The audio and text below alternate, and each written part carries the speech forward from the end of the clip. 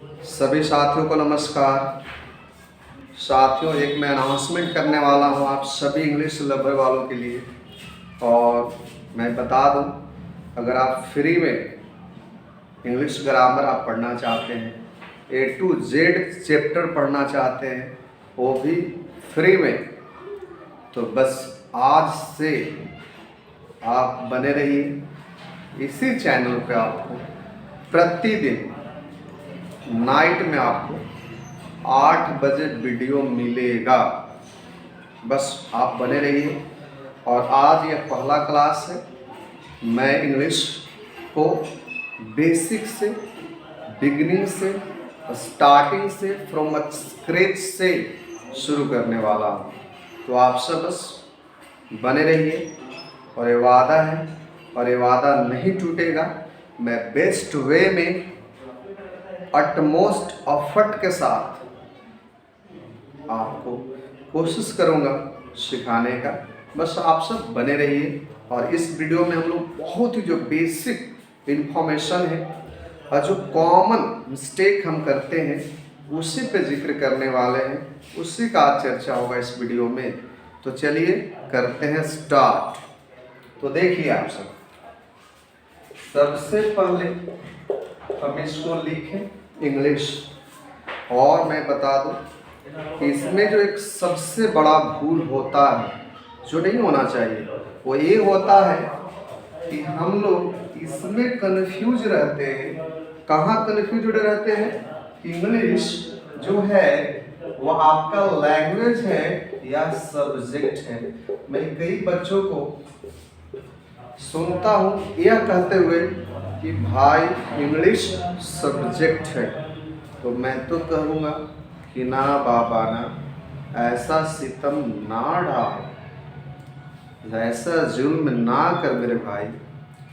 आज से अगर आप कहते आ रहे हो इंग्लिश एक सब्जेक्ट है, तो आज से और अभी से यह कहना बंद कर दो भाई। याद रखेंगे, इंग्लिश एक लैंग्वेज है। और साथ ही साथ आप इसे इंटरनेशनल लैंग्वेज कह सकते हैं, ग्लोबल लैंग्वेज कह सकते हैं, बिकॉज इसको इंटरनेशनल लैंग्वेज का टैग मिला हुआ है। क्यों मिला हुआ है? इसके पीछे लॉजिक, मैक्सिमम जो पॉपुलेशन है वर्ल्ड का वो इसी लैंग्वेज को यूज करता है अपने जीवन को जीने के लिए। बात समझ रहे हैं आप सब? या लिंक लैंग्वेज भी आप कर सकते हैं। और इंडिया में भी इसे सेकंड ऑफिशियल लैंग्वेज कहा जाता है। बात समझेंगे आप? तो चलिए, एक यहाँ से तो हमारा आज से एक गलती बंद हो जाएगा होना। वो क्या होगा? इंग्लिश लैंग्वेज है, सब्जेक्ट नहीं है। चलिए, दूसरा गलती हम क्या करते हैं उसको समझते हैं। देखिए, अगर कोई भारतीय है, अगर कोई इंडियन है और अगर वह अंग्रेजी भाषा पढ़ाते हैं, तो उन्हें आप कभी भी अकतई जरा सा भी कभी भी आप उन्हें क्या नहीं कहेंगे? आप इंग्लिश टीचर नहीं कहेंगे। क्यों नहीं कहेंगे? उसके पीछे लॉजिक है मेरे भाई। जैसे जो इंडिया में रहता है, समझिए बात को, उसे हम इंडियन कहते हैं। उसी तरह से अगर कोई अमेरिका में रहता है मेरे भाई, तो उसे हम अमेरिकन कहते हैं। क्या कहते हैं? अमेरिकन कहते हैं। उसी तरह जो इंग्लैंड में रहता है ना, उसे इंग्लिश कहा जाता है, मतलब अंग्रेज कहा जाता है। और देखिए, जो इंडियन टीचर है, आप उन्हें अंग्रेज शिक्षक बना रहे हैं। ये बनाना अच्छा बात है नहीं ना? तो बिल्कुल आज से और अभी से क्या नहीं कहेंगे? इंग्लिश टीचर आप नहीं कहेंगे मेरे भाई। किसी भी इंडियन वह शिक्षक को जो अंग्रेजी पढ़ाते हैं, तो फिर क्या कहेंगे? बोल दो ना जरा। तो देखिए, उन्हें हम कहेंगे और टीचर ऑफ इंग्लिश, मतलब वो अंग्रेजी के शिक्षक हैं, ना कि अंग्रेज शिक्षक हैं। तो आई होप दो जो आपसे मिस्टेक होता होगा, जो बड़ा कॉमन था, वो आज के बाद नहीं रिपीट होना चाहिए मेरे भाई। इंग्लिश एक लैंग्वेज है और जो इसे पढ़ाते हैं उन्हें हम टीचर ऑफ इंग्लिश कहेंगे, उसे हम इंग्लिश टीचर कतई नहीं कहेंगे, नहीं तो ये हो जाएगा गलत। तो चलिए, आई होप यहाँ तक आप सब समझ गए होंगे। तो चलते हैं आगे हम सब और देखते हैं आगे के मामला को, आगे क्या नज़ारा है।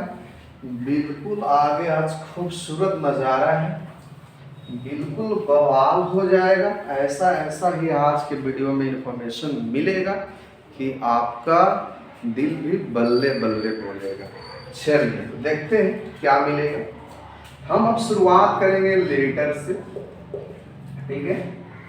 तो देखिए, लेटर का मतलब हो गया वर्ण, आप कह लीजिए इसको, ठीक है, या इसी को आप क्या कह लीजिए, इसी को आप अक्षर कह लीजिए। चलिए तो आगे बढ़ते हैं। कभी भी आपसे पूछा जाए अंग्रेजी भाषा में कितने लेटर हैं, बात को समझिएगा, कितने लेटर हैं, तो हमारा जवाब आ जाएगा 26। लेकिन लेटर को भी डिवाइड कर दिया गया है दो भाग में मेनली। ऐसे तो सेमी वावेल भी कहा जाता है, लेकिन चलिए बस उसका नाम ही है, ऐसा उसका काम नहीं देखा जाता है। तो एक हमारे पास होता है कॉन्सोनेंट, बात को समझेंगे आप सब, कॉन्सोनेंट लेटर, कॉन्सोनेंट लेटर, इसका हम संख्या कितना मान लेते हैं, 21 मानते हैं, 21 मानते हैं। तो देखिए 26 से गया 21, रेस्ट हो गया 5, तो 5 को हम लोग कहते हैं वावेल लेटर। देखिए, और वो कौन कौन होगा उसको भी देख लें। तो हम लोग ए को कहते हैं, ई को कहते हैं, आई को कहते हैं, ओ को कहते हैं एंड यू को कहते हैं। ए ई आई ओ यू, यही 5 जो लेटर है वो कहलाएगा वावेल लेटर, और जो रेस्ट बच गया वो सारा कहलाएगा कॉन्सोनेंट लेटर। ऐसे हम देखें तो अगर हिंदी में देखेंगे तो वावेल मतलब स्वर हो गया, और कॉन्सोनेंट का मतलब क्या हो गया, व्यंजन हो गया। चलिए एक बात और हम करेंगे यहाँ पे, वो ये करेंगे कि ये तो बेसिकली पता होता है हम सबको, इंग्लिश में 26 लेटर होता है। लेकिन अगर यही थोड़ा सा क्वेश्चन घुमा दिया जाए भाई, हमने क्या बोला कि बेसिक हम लोग कर रहे हैं, तो बेसिक में कोई जानकारी नहीं छूटना चाहिए, मेरा यही एफर्ट होगा। तो देखिए, साउंड अगर पूछेगा आपसे तो साउंड आप बोलेंगे 44, तो लेटर 26, साउंड इंग्लिश लैंग्वेज में 44, ये आप समझ जाएंगे। तो जैसे इसमें डिवीजन हुआ, बंटवारा हुआ कि लेटर भी दो तरह के होते हैं, कॉन्सोनेंट लेटर, वावेल लेटर, उसी तरह से साउंड भी आपके होते हैं दो तरह के, कॉन्सोनेंट साउंड और वावेल साउंड। तो ध्यान देना है, जब ये साउंड हम कहेंगे कॉन्सोनेंट, तो इसका संख्या हो जाएगा 24, यानी लेटर से 3 ज़्यादा, 21 लेटर, 24 आपका साउंड। लेकिन अगर हम अब देखेंगे 44 में से 24 निकल गया, तो वावेल साउंड कितना बच जाएगा, वावेल साउंड बच जाएगा 20। तो अब ये बताइए कि लेटर जब 26 है तो कहा जाए कि जब 26 लेटर है भैया, तो साउंड भी तो 26 से होना चाहिए। चलिए, आपका भी अपना तर्क है, आप तो दे ही सकते हैं, फ्री है महाराज, दीजिए, खुलकर दीजिए। लेकिन मैं बता रहा हूँ आपको इंग्लिश में क्या होता है ना, देखो मैं एक चीज़ पढ़ाता हूँ तो बता ही देता हूँ कि अंग्रेज और अंग्रेजी दोनों पर भरोसा नहीं खे, याद करो बात। अंग्रेज अब अले का बोल ले, हम बिजनेस करम, सर्वे का कर ले, शासन कर ले हमारा को। तो उसी तरह से अंग्रेजी और अंग्रेज पे बिल्कुल भरोसा नहीं है भाई, ये बड़ी धोखा देगा, बड़ी बदलता है, बहुते बदलता है, समझ रहे हैं ना? हाँ, बहुते बदलता है। तो देखिए कोई कोई जो लेटर होता है ना वो कर दूधू को होता है। का आप समझे दूगो? अरे दूधू को साउंड होता है। जैसे देखिए आप सी को ही पढ़ते हैं ना जी, तो सी को स भी कहेंगे आप, और देखिए सी को आप को भी कहेंगे। कैसे? अब देखिए हम बोलते हैं सेंटर, तो देखिए यहाँ पे क्या पड़े भैया? सेंटर। लेकिन फिर यहाँ पे पढ़ते हैं कैट। अब देखिए सीए है ना, लेकिन यहाँ पे क कहता है, यहाँ पे स कहता है। तो समझ गए आप सब कि एक ही लेटर कभी कभी दो गो साउंड देता है, और वही वजह है कि अंग्रेजी में लेटर से ज़्यादा साउंड है। तो चलिए अब काम की बात करते हैं। काम की बात यह हुआ, फाइनल बात, ऐसे तो सब कामे की बात है महाराज, लेकिन फाइनल बात यह हुआ कि इंग्लिश में, बात को समझिए, रिपीट कर देते हैं। इंग्लिश में 26 गो लेटर है और 44 गो साउंड है, और दोनों में बंटवारा हो गया है। अगर लेटर बोलेगा तो 26 लेटर में से 21 गो जो आपका लेटर है वो कॉन्सोनेंट होगा, और 5 गो जो आपका लेटर है वो वावेल होगा। और जब साउंड बोलेगा तो 24 गो जो आपका साउंड है वह कॉन्सोनेंट कहलाएगा, और 20 गो जो साउंड आपका है वो वावेल कहलाएगा। बोलिए यहाँ तक समझ रहे हैं कि नहीं समझ रहे हैं? समझ रहे हैं तो मज़ा है यार, समझिए। ऐसे ही मेरा भी यही कोशिश है कि आप सबको समझाऊं। चलिए देखते हैं तो आगे। तो बिल्कुल बेसिक है भाई, आप सभी भाइयों को भी जोड़िए, और बिल्कुल थोड़ा देखिए वक्त वगैरह तो लग जाए तो लग जाए, लेकिन भाई हम जड़ से लेके चल रहे हैं, आप सबको समझ रहे हैं ना आप सब? तो चलिए एक बात करते हैं हम, तो देखेंगे हम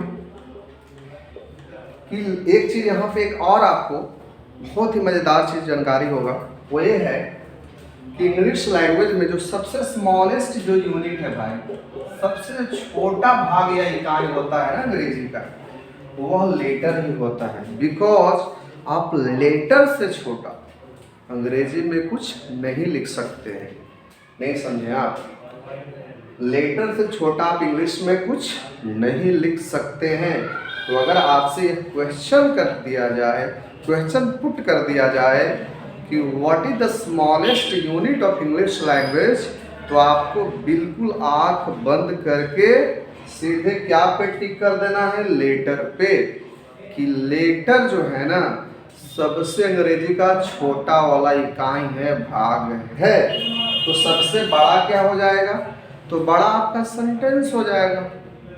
अब आप कुछ भी एक्सप्रेस करें दुनिया में, कुछ भी व्यक्त करें, बात समझ रहे हैं आप? किसमें बोलिएगा? वाक्य में, सेंटेंस में अपने मैसेज को कन्वे करिएगा, अपने बात को कम्युनिकेट करिए।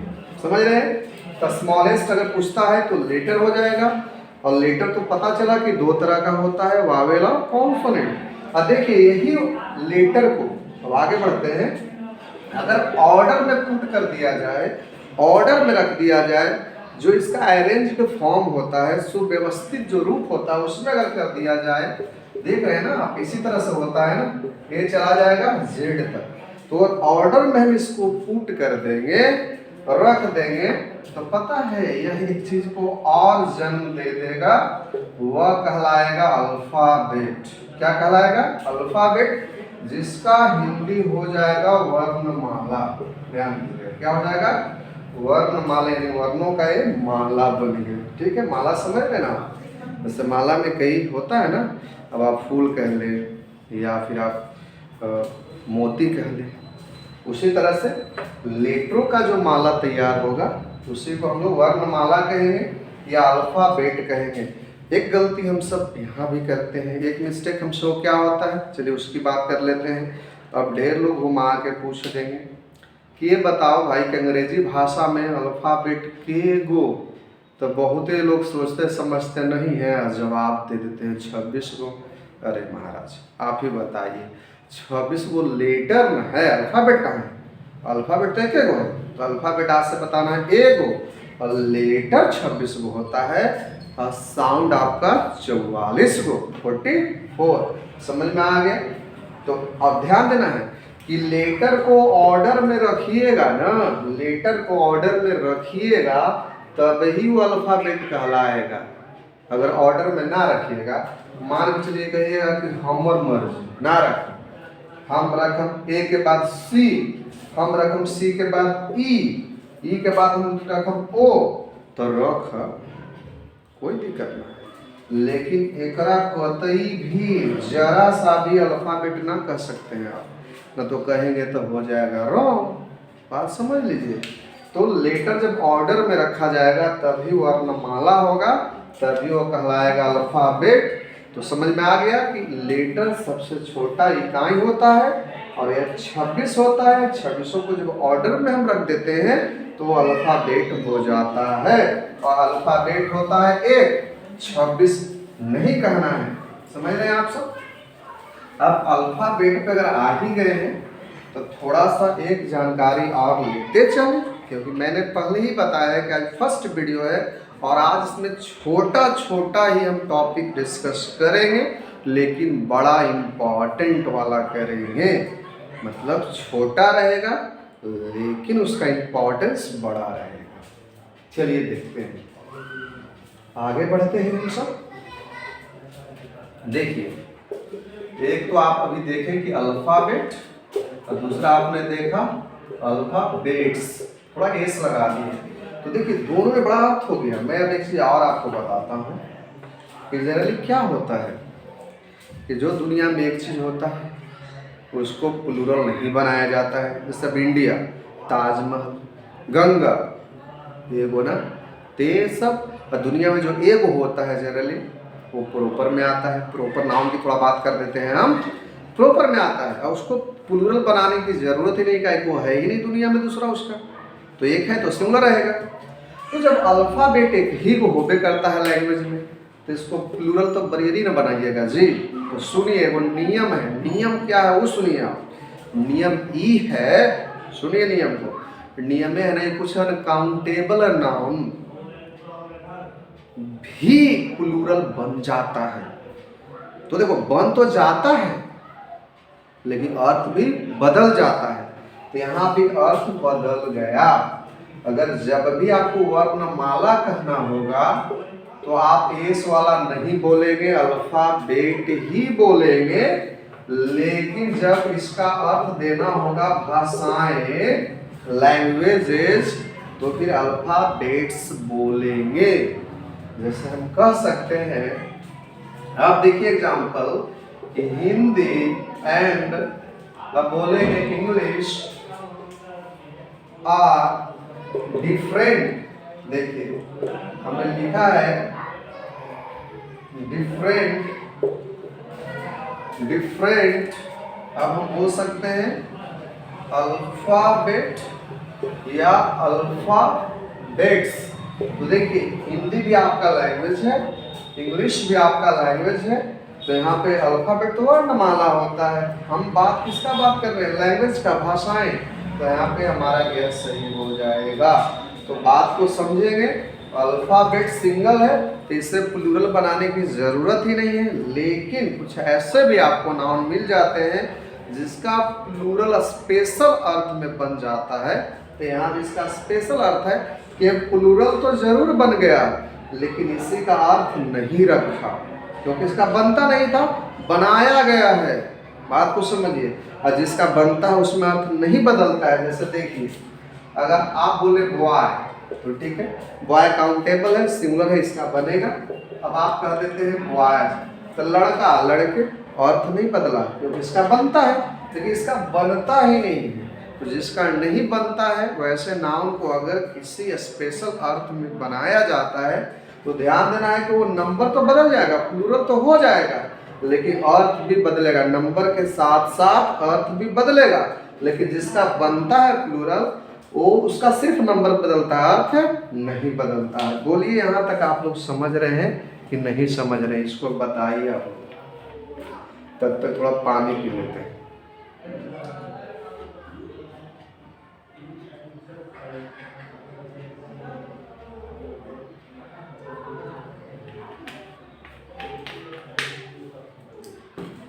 तो आगे देखते हैं, हो गया क्लियर यहाँ तक ना।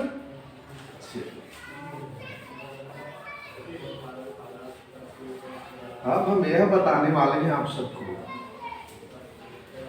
कि हम लोग आगे कैसे बढ़े, यहाँ से आगे कैसे बढ़े।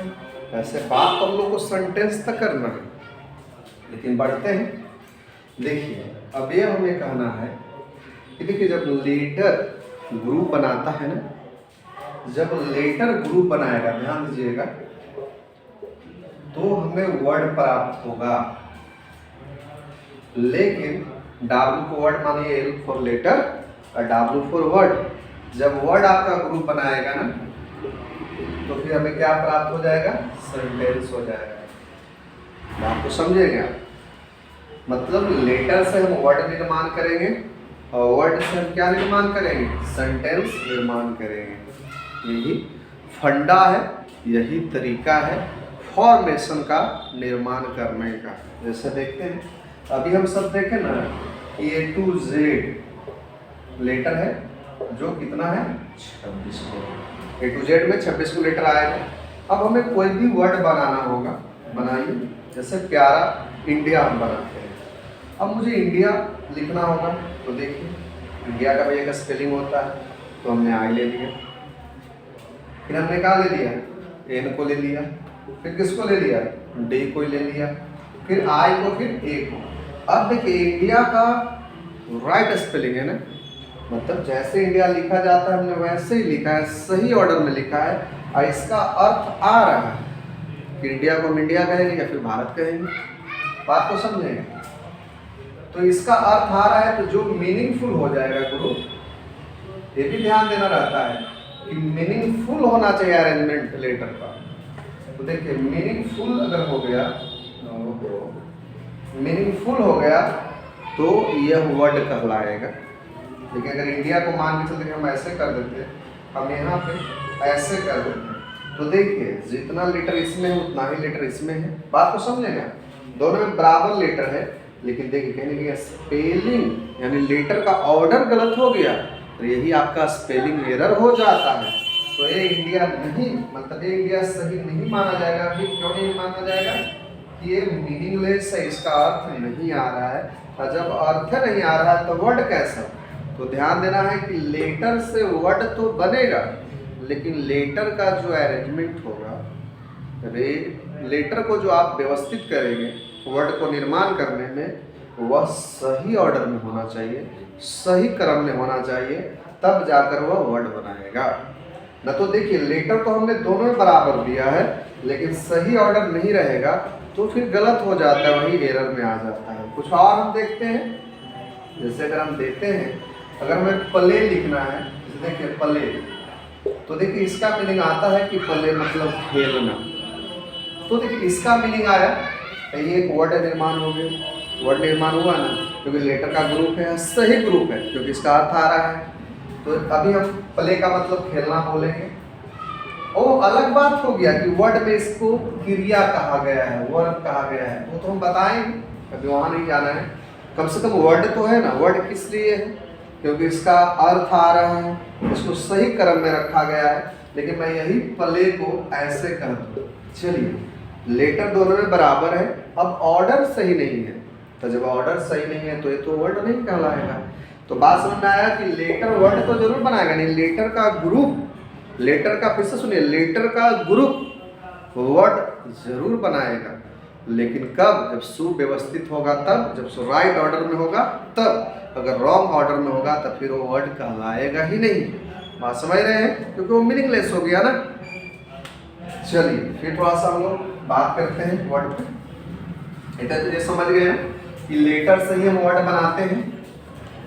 अब वाद की बात आप कर सकते हैं। चलिए थोड़ा सा और डिटेल, मैंने बोला ये क्या छोटा छोटा ही जानकारी दिया जाएगा इसमें, तो फिर से देखिए आप कि हमने ये तो देखा कि लेटर का हमें एक ग्रुप चाहिए, समूह चाहिए वर्ड को निर्माण करने के लिए, वर्ड को बनाने के लिए, और वर्ड वो तभी कहलाएगा जब उसका अर्थ आएगा तब, मतलब उस लेटर को सही क्रम में रखा जाएगा तब। लेकिन प्रश्न ये होता है, अपवाद की बात मैं कर रहा हूं कि क्या बिना, सुनिए, बिना ग्रुप के, मतलब बिना लेटर के ग्रुप के क्या वर्ड नहीं बन सकता है? तो भाई मेरे बन सकता है, बन सकता है। जैसे देखो भाई, आई हैव अ बुक, मैंने एक वाक्य लिखा आई हैव अ बुक, मेरे पास पुस्तक है। तो देखिए ये तो वर्ड बना आपका, इसमें तो लेटर का ग्रुप है, लेकिन देखिए आई का मतलब का नहीं होता है, इसका अर्थ आ रहा है ना जिम में, और इसका अर्थ नहीं फिलहाल आ रहा है, यहाँ पे एक आ रहा है ना, तो अर्थ तो आ ही रहा है। तो क्या हम इसको वर्ड नहीं मानेंगे, इसको का लेटर माना जाएगा यहाँ? अरे बोला जाएगा ना कि आई हैव अ बुक में 4 लेटर है, ना कि ये नहीं कहा जाएगा कि दो को, सॉरी देखो मिस्टेक हो गया। आई हैव अ बुक में हम कहेंगे ना कि 4 गो वर्ड है, ये ना कहेंगे कि आई हैव अ बुक में 2 गो वर्ड है, 2 गो लेटर है, नहीं।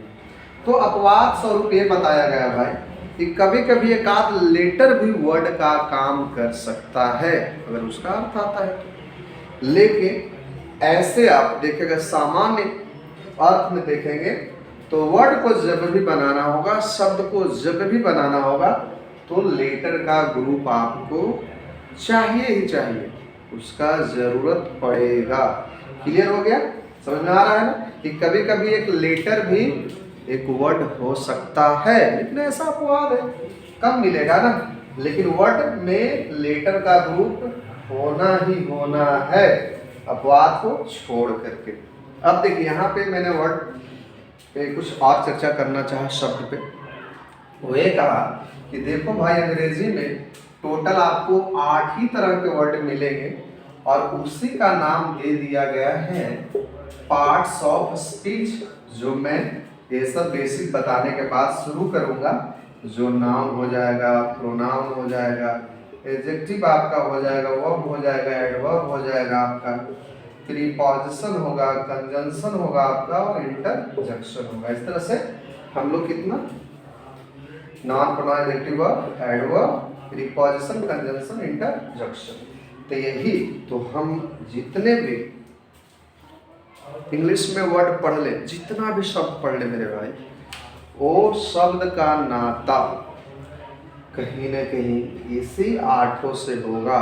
तो आप ये भी कह सकते हो भाई कि इंग्लिश में जो हमें वर्ड मिलेगा वो ये 8 में से ही कोई होगा, इससे बाहर नहीं जाएगा। बिकॉज इंग्लिश के सारे वर्ड्स को 8 भागों में रखा गया और उसी का नाम दिया है पार्ट्स ऑफ स्पीच, शब्द भेद। तो आई होप यहाँ तक समझ रहे हो मेरे भाई। और देखो इसको पहचान लेना बड़ा मुश्किल है, क्योंकि जो बंदा वर्ड आइडेंटिफिकेशन जान गया, बात को समझिए, जो बंदा वर्ड आइडेंटिफिकेशन जान गया, समझिए कि उसको इंग्लिश ग्रामर पे अच्छा खासा कमांड है, ऑथोरिटी है, बिल्कुल। क्यों? चलिए एक आपको चेक कर लेते हैं, तो सेंटेंस की तरफ बढ़ेंगे। बात ही वही रही, थोड़ा चेक कर लेते हैं। चेक करने में क्या जाता है? क्या चेक करने में कुछ नहीं जाता है। चलिए चेक कर लेते हैं। जैसे देखिए, अगर हम बोले यहाँ पे कि ऑल इज वेल, ये तो सुने ही होंगे ना आप सब, ऑल इज वेल। तो पूछता है कि how is everything in your life, आपके लाइफ में सब कुछ कैसा है? तो बोलते हैं ना प्यार से, भाई don't worry, all is well, सब बढ़िया है, सब कुछ ओके है, सब कुछ ठीक है, फाइन है, प्रीटी वेल। चलिए एक इससे कहावत ही बना होता है, ऑल इज वेल दैट, देखिए इट्स वेल। इसका मतलब हुआ कि ऑल इज वेल कब होगा, सब कुछ ठीक कब होगा, जब अंत ठीक होगा। मतलब अंत भला तो सब भला। भाई देखो थोड़ा भी हम भटक रहे हैं, लेकिन तुरंत लाइन पे आ जाएंगे, डोंट वरी। हम ये बताना चाह रहे थे कि अगर जिस दिन आप वर्ड को आइडेंटिफाई कर लेंगे सेंटेंस में कि कौन नाउन है, कौन प्रोनाउन है, कौन एडजेक्टिव है, कौन आपका क्या है, वर्ब है, इस तरह की चीज़ें अगर आप आइडेंटिफाई कर लेंगे तो मैं कह सकता हूँ दावे के साथ कि आपका इंग्लिश पे अच्छा खासा पकड़ है। लेकिन वो आसान नहीं है मेरे भाई, जब तक कि आप पूरा पार्ट्स ऑफ स्पीच अच्छे से और लोगों में बहुत ही गंभीरता के साथ नहीं उसको पढ़ ले तब तक। जैसे देखिए मैं कुछ लिख देता हूँ, छोटी छोटी चीज़ें अब रहेगा। अभी तो हम लिखे ही थे आज ऑल इज वेल, सब बढ़िया है, ऑल इज वेल तो ऑल इज वेल। तो देखो भाई यहाँ पे क्या भी प्रोनाउन है, ध्यान देंगे। लेकिन रहेगा आई लॉस्ट माई ऑल, मतलब मैं सब कुछ खो दिया अपना। आई लॉस्ट माई ऑल, कुछ नहीं बचा। समझ रहे ना? तो ये देखो भाई ये है पॉसेसिव एडजेक्टिव, और एडजेक्टिव किसके पहले आता है? नाउन के पहले। ये क्वालिफाई तो नाउन और प्रोनाउन दोनों करता है, लेकिन आता किसके पहले है? नाउन के पहले आता है। तो देखिए यहाँ पे नाउन हो गया, आप समझ रहे हैं कितना कुछ बदल रहा है मेरे में। अब हम ये कहेंगे कि all boys are ready now, यानी सारे बच्चे यानी सारे लड़के अभी के अभी रेडी हैं, तैयार हैं। All boys are ready now, तो भैया ये हो गया एडजेक्टिव। अब देख रहे हैं ना, सेम वर्ड है, सेम वर्ड है, लेकिन उसके डिफरेंट पार्ट्स ऑफ स्पीच हो जा रहे हैं। तो ये कैसे हो रहा है? तो इसको समझने के लिए बहुत ही सिंपल सा एग्जांपल देता हूँ। वो ये है, जैसा काम करोगे वैसा नाम होगा। तो जब ये प्रोनाउन का काम कर रहा है तो उसे प्रोनाउन कह देते हैं, जब वो नाउन का काम कर रहा है तो उसे नाउन कह देते हैं, जब वो एडजेक्टिव का काम कर रहा है तो उसको हम एडजेक्टिव कह देते हैं। फिर एडवर्ब भी बन सकता है। आपने देखा, एक आध में अनदर एग्जाम्पल लेकर के फिर से इस पॉइंट को और दुरुस्त कर देता हूँ और ज़्यादा प्रूव कर देता हूँ। चलिए, इसको आपको एविडेंस अभी के अभी मिल जाएगा और आप होंगे विटनेस। देखिए, अब हम बोलेंगे आई प्ले क्रिकेट, मैं क्रिकेट खेलता हूँ। यहाँ पे वर्ब है मेरे भाई प्ले, लेकिन यही हम कहते हैं कि आई राइट अ प्ले। देखिए, तो यहाँ पे प्ले मतलब हो रहा था खेलना, खेलना, और यहाँ प्ले मतलब होता है नाटक। प्ले मतलब क्या होता है? वहाँ प्ले का मतलब होता है मेरे भाई नाटक। वैसे भी आप देखो आर्टिकल किसके पहले आता है? नाउन के पहले आता है। तो ये क्या हो गया? नाउन। तो यही प्ले नाउन बन जाता है मेरे भाई, यही प्ले वर्ब बन जाता है। तो बताइए, धोखा तो दे रहा है ना? दे रहा कि नहीं दे रहा है? दे रहा है। इसलिए अंग्रेज और अंग्रेजी पे कस के जम के पकड़ बनाना पड़ेगा, नहीं तो धोखा खाते देर नहीं लगेगा। आई होप समझ में आ गया होगा। तो इंग्लिश में जितने भी आपको वर्ड मिलेंगे वो कहीं ना कहीं पार्ट्स ऑफ स्पीच से बिलोंग करेंगे, और उसकी संख्या तो आपको पता है कि 8 ही होगा। 8 में से ही कोई एक नाम उसको दिया जाएगा। जब मैं इसको पढ़ाऊंगा वन वन करके तो इसको पहचानने का भी तरीका बताऊंगा, बिल्कुल टेंशन नहीं लेना है भाई। चलिए, तो हम लोग अभी तक क्या देखें कि लेटर के ग्रुप से हम लोग सही राइट अरेंजमेंट से, है ना, ऑर्डर के में रखते हुए हम लोग वर्ड बना देंगे। और वर्ड का जो ग्रुप होगा ना, ध्यान देना है, केवल वर्ड का ग्रुप होगा तो सेंटेंस नहीं बनेगा, ये भी ध्यान देना है। चलिए वो भी थोड़ा जान लेते हैं। देखिए, केवल वर्ड ग्रुप रहेगा, ध्यान दीजिएगा, केवल वर्ड ग्रुप रहेगा और इनकम्प्लीट सेंस देगा। ध्यान दीजिएगा, इनकम्प्लीट सेंस यानी उसका सेंस जो है, अर्थ जो है वह पूरा नहीं अभी हो रहा है, तो उसी को हम कहते हैं फ्रेज। क्या कहेंगे उसको? फ्रेज कहेंगे। जैसे जब हम ले राम एंड क्या ले रहीम, राम एंड रहीम, हमने 2 ले लिया। तो देखिए यहाँ भी तो वर्ड का ग्रुप आ गया ना, नहीं आ गया? तो ये क्या अर्थ दे रहा है, पूरा अर्थ हो गया, आप समझ गए क्या मैसेज कन्वे करना चाह रहा है, क्या मैसेज इसका है, क्या ये कहना चाहता है? बोलिए, कंप्लीट हो गया सेंस? नहीं हुआ, नॉट कंप्लीट, इनकम्प्लीट हुआ ना। तो अगर वर्ड का ग्रुप इनकम्प्लीट रहेगा लेकिन ग्रुप रहेगा, बात को समझिए, इनकम्प्लीट रहेगा बट ग्रुप रहेगा, तो उसे आप फ्रेज कहते हो। उसे क्या कहते हैं? वो फ्रेज कहलाता है। लेकिन ध्यान दीजिएगा, जब वर्ड का ग्रुप होगा और वो कंप्लीट सेंस को प्रोड्यूस करेगा तो जाकर बन जाएगा सेंटेंस। देखिए मैं लिखता हूं सेंटेंस का डेफिनेशन ही लिख देता हूं, इसको बोलेंगे वाक्य। तो बोल सकते हैं बहुत शॉर्ट में मैं लिखता हूं क्या, ग्रुप ऑफ वर्ड्स, देखिए, which या that makes a complete sense is known या called a sentence। हमने क्या लिखा? हमने बोला कि वर्डों का एक समूह जो एक कंप्लीट सेंस को देता हो, मेक अ कंप्लीट सेंस, जो कंप्लीट सेंस देगा वो कहलाएगा सेंटेंस। जो ग्रुप होगा लेकिन कंप्लीट सेंस नहीं देगा वो कहलाएगा फ्रेज। तो फ्रेज आई होप समझ गए होंगे और सेंटेंस भी समझ गए होंगे।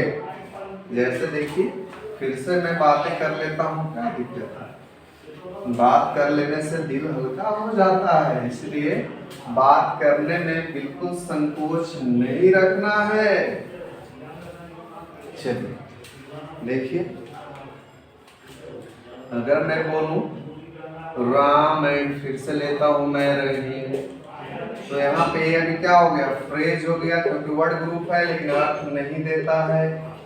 लेकिन देखिए जैसे ही हम बोल देंगे राम एंड रहीम, ध्यान दीजिएगा, राम एंड रहीम, फिर हम बोल देंगे आर फ्रेंड्स। देखिए अब इसका अर्थ आ गया। देखिए दोनों में, ऊपर में भी राम रहीम है, नीचे में भी राम रहीम है, लेकिन इसको सेंटेंस कहा जा रहा है। बात को समझिएगा, इसको हम वाक्य कह रहे हैं और इसको हम फ्रेज कह रहे हैं। ऐसा क्यों कहते हैं मेरे भाई? आप कहेंगे ऐसा भेदभाव क्यों करते हो मेरे भाई? तो देख सकते हैं आप साफ साफ कि जब वर्ड ग्रुप बनाएगा, जब वर्ड ग्रुप बनाएगा बट अर्थ कंप्लीट नहीं हो पाएगा वो फ्रेज कहलाएगा। जो वर्ड का ग्रुप कलेक्शन एक कंप्लीट सेंस को देगा वह हमारा क्या कहलाएगा? वह हमारा सेंटेंस कहलाएगा। और हम लोग सेंटेंस पे ही बात करेंगे, सेंटेंस पे ही बात होगी मेरी भाई, मेरे भाई सॉरी। चलिए गलती हो जाता है भाई, क्या करिए। वैसे ही जैसे मैं देर करता नहीं, देर हो जाता है बड़ी बात। तो आप सब बताइए अभी तक कमेंट, लाइक वगैरह, शेयर वगैरह हुआ कि नहीं हुआ? कोई ध्यान नहीं है। अरे अकिया के सोचे हैं तो कुछ सपोर्ट भी कर दीजिए, तब ना थोड़ा लगना चाहिए ना कि नहीं भाई हमारे साथी लोग टाइट बैठे हैं, हार्ड बैठे हैं और जमकर मुझ पे बारिश कर रहे हैं, पैसों का नहीं। चलिए बात करते हैं। अब देखो भाई, हम थोड़ा सा बात करेंगे सब्जेक्ट का और प्रेडिकेट का। चलिए प्रेडिकेट का और इसका बात हो जाए भाई। देखिए हम कह सकते हैं कि एवरी सेंटेंस, देखिए जितने भी सेंटेंस बनेंगे ना, every sentence has at least, देखिए 2 पार्ट्स। देखिए जितने भी सेंटेंस होंगे ना भाई, एवरी सेंटेंस जो कंटेंस करेगा, उसमें होगा, कंसिस्ट होगा, बना होगा कम से कम 2 पार्ट का। उसमें एक पार्ट कहलाता है सब्जेक्ट और एक पार्ट कहलाता है प्रेडिकेट। पहले इसको एग्जाम्पल से लेते हैं, एग्जाम्पल देख लेते हैं। जैसे अगर हम बोलते हैं कि आई एम प्लेइंग क्रिकेट, मैं क्रिकेट खेल रहा हूँ, यह रहेगा Ram Shyam and Rahim are here, मतलब राम श्याम एंड रहीम यहाँ है। तो देखिए, एक में मैंने सब्जेक्ट छोटा रखा, एक में मैंने सब्जेक्ट बड़ा कर दिया। तो ध्यान देना है भाई, क्रिया से लेकर के, क्रिया से चाहे वो मेन हो या सहायक हो, क्रिया से लेकर के सब क्रिया के बाद वाले जितना भी हिस्सा होगा, जितना भी भाग होगा, जितना भी पार्ट होगा, वो सब प्रेडिकेट कहलाएगा। मतलब आई एम प्लेइंग क्रिकेट में एम प्लेइंग क्रिकेट क्या हो गया, एक प्रेडिकेट हो गया, और आई क्या हो गया, आई आपका सब्जेक्ट हो गया। इसमें राम श्याम एंड रहीम, ये जो दिख रहा है ना, जो मैं अंडरलाइन कर रखा हूँ, ये सब्जेक्ट हो गया, और आर हियर ये आपका प्रेडिकेट हो गया। और इसमें कोई कंपैरिजन नहीं है कि सब्जेक्ट बड़ा है या प्रेडिकेट बड़ा है, उससे आपको कोई लेना देना नहीं है। सब्जेक्ट भी बड़ा हो सकता है प्रेडिकेट से, और प्रेडिकेट भी बड़ा हो सकता है सब्जेक्ट से। तो ये दोनों में कोई फाइट नहीं है, कोई कंपैरिजन नहीं है। का को लेकर, बड़ा और छोटा को लेकर के। लेकिन ध्यान देना है कि इसमें हर सेंटेंस के अंदर दो पार्ट होना तय ही है। एक कहलाता है सब्जेक्ट, दूसरा कहलाता है प्रेडिकेट। अगर आप डेफिनेशन से जानना चाहेंगे कि हम सब्जेक्ट किसे कहते हैं, प्रेडिकेट किसे कहते हैं, तो अब चलिए थोड़ा इसका हम परिभाषा भी ले लेते हैं, डेफिनेशन भी इसका हम ले लेते हैं। टेंशन दम नहीं लेना है। देखिए, सब्जेक्ट को हम कह सकते हैं, अरे सब्जेक्ट, देखिए सब्जेक्ट में पूरा ही लिख देता हूँ। देखिए ऐसे सब्जेक्ट ऐसे भी लिखा मिल सकता है आपको, मैं बता देता हूँ ऐसे, और ए भी मिल सकता है और ए से, ये तीनों को सब्जेक्ट ही कंसीडर किया जाता है, और ये तीनों का मतलब कहीं ना कहीं आपका कर्ता हो जाता है, ठीक है। लेकिन देखिए सब्जेक्ट आप कहिए, आप इसको सवाल लिया है तो बोल सकते हैं कि सब्जेक्ट इज अ पर्सन। अब ध्यान दीजिए, जो सब्जेक्ट आपका होता है वो एक पर्सन भी हो सकता है, वो एक प्लेस भी हो सकता है, स्थान भी हो सकता है आपका सब्जेक्ट, ठीक, वस्तु भी हो सकता है, या आइडिया, यानी एब्स्ट्रैक्ट में हम चले जाएंगे, वो एक आइडिया भी हो सकता है, एक विचार भी हो सकता है, एक फीलिंग भी हो सकता है, एक भावना भी हो सकता है। हम लिखते हैं which the sentence is about. मैं एक और लिखूंगा, फिर कई तरह से हम समझ सकते हैं, इसमें टेंशन नहीं लेना। फिर से देख लीजिए, एक सब्जेक्ट एक पर्सन हो सकता है, एक प्लेस हो सकता है, एक थिंग हो सकता है, एक आइडिया हो सकता है, जो सेंटेंस इज अबाउट, यानी जिसके सेंटेंस जिसके बारे में है, वो चाहे पर्सन हो, चाहे वो प्लेस हो, चाहे वो थिंग हो, या वो आइडिया हो, यानी सेंटेंस जिसके बारे में है। ध्यान दीजिएगा, सेंटेंस जिसके बारे में है, वो पर्सन हो, प्लेस हो, थिंग हो या आइडिया हो, उसी को हम लोग सब्जेक्ट कंसीडर करते हैं, सब्जेक्ट मानते हैं। समझ रहे हैं आप? पर ये नहीं समझ रहे हैं, एक और हम दूसरा तरकीब, दूसरा उपाय, दूसरा एग्जाम्पल, दूसरा डेफिनेशन ले लेते हैं। क्या दिक्कत है? पूरा मिटाते नहीं तो काम चलता, लेकिन चलिए लिख देते हैं। बोलेंगे 10 सब्जेक्ट, यहाँ पे द ए में कोई दिक्कत नहीं है, इस पे नहीं लड़ना है। 10 subject is the person, place, thing and idea which is taking action, taking या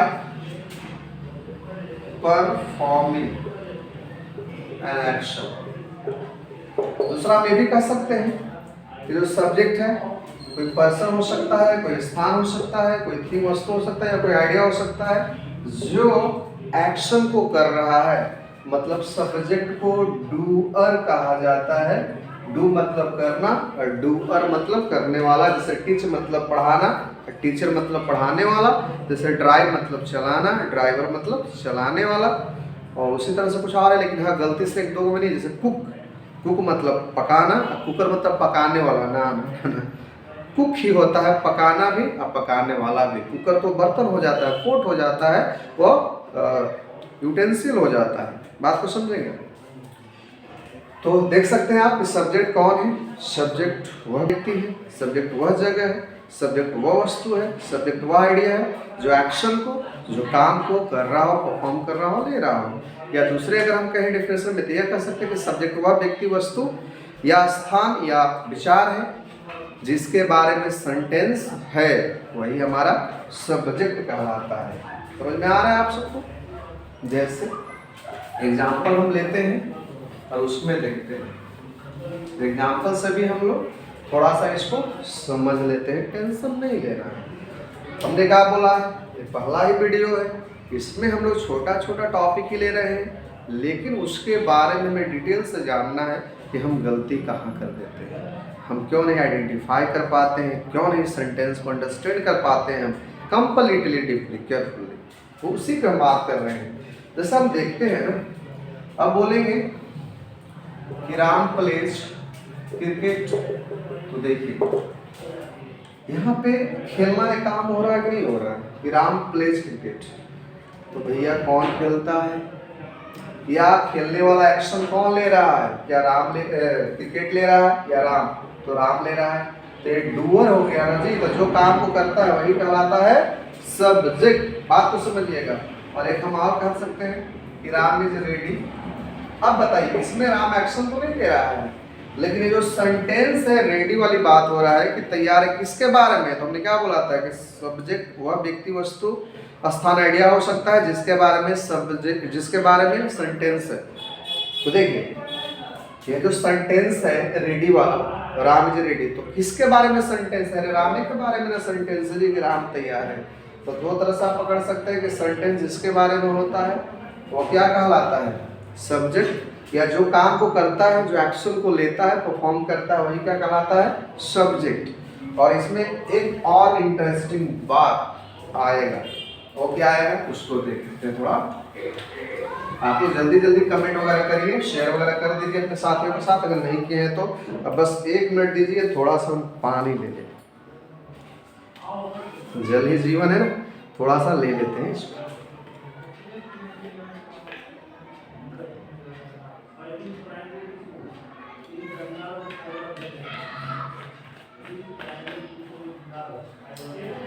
चलिए, जरूरी है ना एनर्जी, एनर्जी नहीं लीजिएगा तो काम कैसे होगा। तो चलिए देखते हैं, आदमी इसी पे तो जिंदा है, अभी जिंदा हो तो जी लेने दे। तो देखें, हम और कुछ ये बताने वाले हैं आपको, वो ये है कि सब्जेक्ट एक वर्ड ही नहीं होता है, वर्ड भी हो सकता है, वर्ड ग्रुप भी हो सकता है, या एक क्लाउज भी हो सकता है। बात को समझिएगा, ताकि बहुत से लोग सब्जेक्ट को नहीं पहचान पाते हैं। तो नहीं, वो गलती नहीं करना है। कैसे सुन लीजिए, सब्जेक्ट कोई वर्ड होगा या वर्ड ग्रुप होगा या एक क्लाउज भी होगा। क्लाउज हम किसे कहते हैं? जिसमें कम से कम एक सब्जेक्ट हो प्लस एक फाइनाइट वर्ब हो। फाइनाइट वर्ब किसे कहते हैं? जो क्रिया सब्जेक्ट के नंबर, टेंस, पर्सन के अनुसार लगाया गया। या आप इन शॉर्ट यह कह लें कि वह सेंटेंस जिसमें कम से कम एक सब्जेक्ट हो और एक क्रिया हो सब्जेक्ट के अकॉर्डिंग, उसी को हम क्लाउज कहेंगे। ठीक है। और वर्ड ग्रुप तो देखिए, फ्रेज, एक वर्ड भी हो सकता है सब्जेक्ट, एक फ्रेज, फ्रेज मतलब वर्ड का ग्रुप भी हो सकता है सेंटेंस, सब्जेक्ट सेंटेंस में, या एक क्लाउज भी हो सकता है आपका सब्जेक्ट सेंटेंस में। अब हम एग्जांपल दे करके बता देते हैं, टेंशन नहीं लेना है। जैसे देखते हैं, हम बोलेंगे, यहाँ पे हम लेते हैं राज इज माय फ्रेंड। चलिए, कहता है मित्र, राज हमारा मित्र है। देखिए यहाँ पे हमारा यही सब्जेक्ट है ना, लेकिन इसमें काम तो नहीं किया जा रहा है सब्जेक्ट के द्वारा, लेकिन सब्जेक्ट किसके बारे में है, तो मेरा फ्रेंड राज के बारे में है। तो अभी जो सब्जेक्ट आपका बना एक वर्ड है, लेकिन अगर हम यही ले लें कि राज एंड रानी आर फ्रेंड्स, बोलता है ना, एक डायलॉग है, रानी देख तेरा राजा एक फटके में मटका तोड़ता है। तो राज एंड रानी आर फ्रेंड्स। वैसे तो बहुत रानी पे आ गया है, बन जा तू मेरी रानी।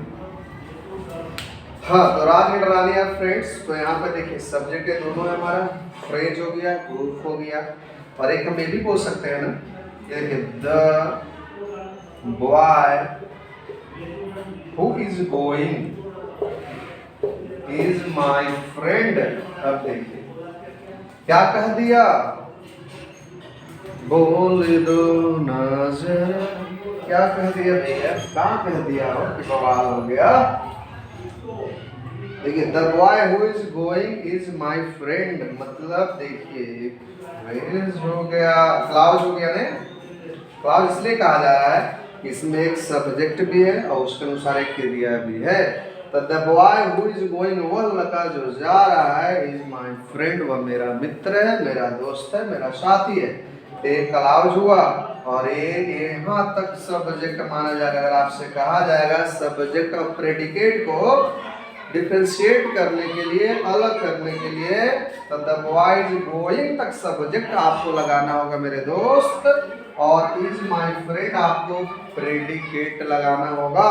तो मैं यही बताना चाह रहा था कि एक सब्जेक्ट जो होता है एक वर्ड में भी आ सकता है, वर्ड के ग्रुप में भी आ सकता है, या एक सब्जेक्ट एक क्लाउज भी हो सकता है। चलिए, तो आई होप यहाँ तक आप सब्जेक्ट को समझ रहे होंगे। अब आगे बढ़ेंगे हम, देखते हैं आगे का मामला, माजरा सीन क्या बनता है, माजरा का सीन बनेगा कि नहीं देखते हैं। अब हम प्रेडिकेट किसे कहेंगे मेरे भाई, तो इसका डेफिनेशन और बहुत आसान है, बोलेंगे the part of sentence which tells something about subject।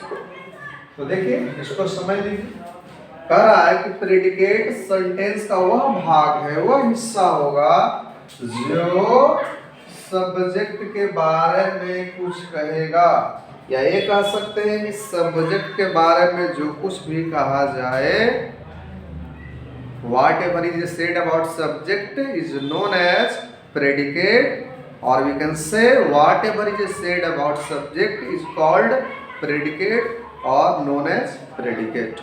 तो सब्जेक्ट के बारे में जो कुछ भी कहा गया है वो सारा का सारा प्रेडिकेट हो जाएगा मेरे डियर फ्रेंड। चलिए देखते हैं एग्जाम्पल एक, और हमने पहले ही बोला था कि कभी सब्जेक्ट भी बड़ा हो सकता है, प्रेडिकेट भी छोटा हो सकता है, प्रेडिकेट भी बड़ा हो सकता है, और सब्जेक्ट भी छोटा हो सकता है। इसमें कोई कंपैरिजन वाली बात नहीं है।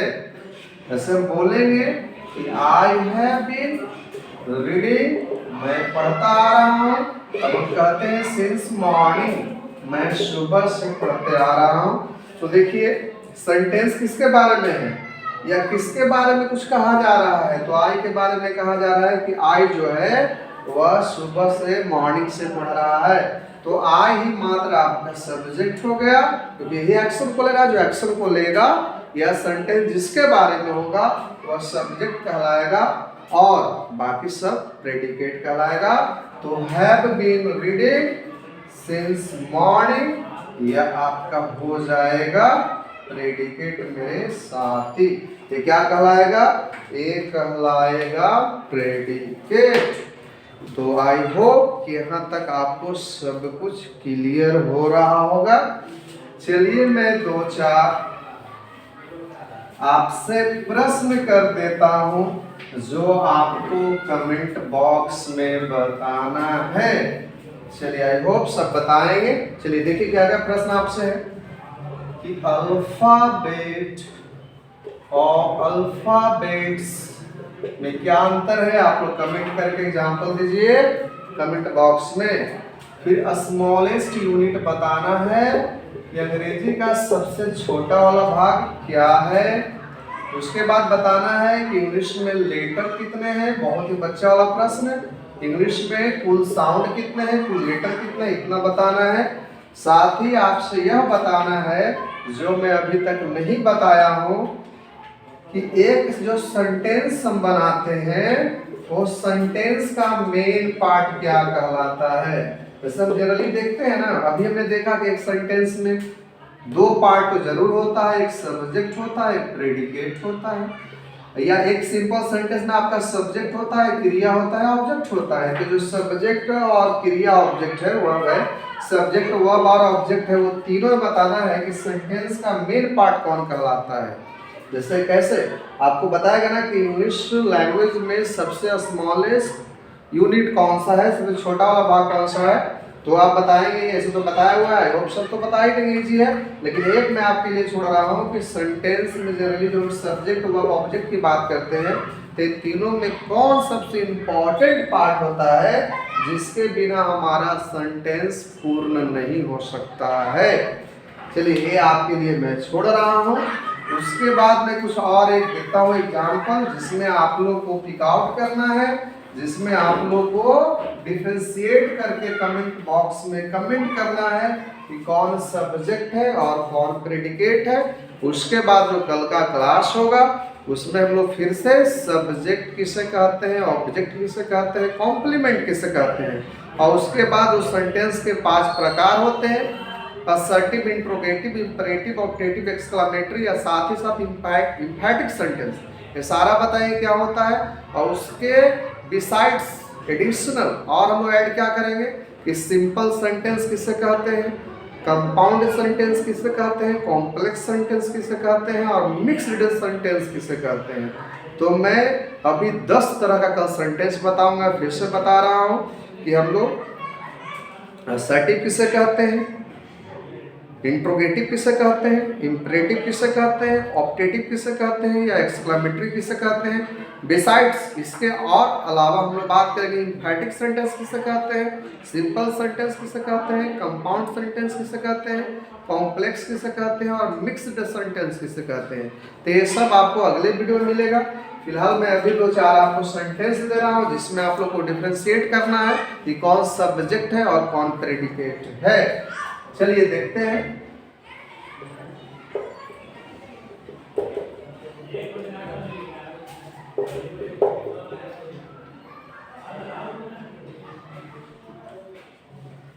एक हो गया कि the boy in the class is very good. दूसरा हो जाएगा a very good student has failed. चलिए आगे हम देंगे the boy who is on the chair is student. एक मैं देता हूँ Ram and Shyam can do this. देख रहे हैं आप सब।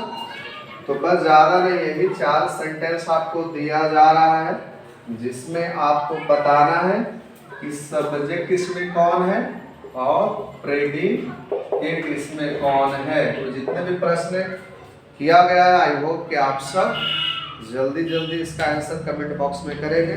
तो चलिए साथियों, मैंने बताया कल हम लोग पूरा सेंटेंस का ऑपरेशन करने वाले हैं। हर तरह का सेंटेंस कल पढ़ेंगे और सेंटेंस जब मैं कंप्लीट कर लूँगा तब जाकर के पार्ट्स ऑफ स्पीच पे आ जाऊँगा। आई होप यहाँ तक मज़ा आया होगा। तो चलिए अब विदा होते हैं। कल का इंतज़ार रहेगा। तब तक के लिए आप सभी को bye bye, thank you so much, और आप सभी को हैप्पी रिपब्लिक डे एडवांस में।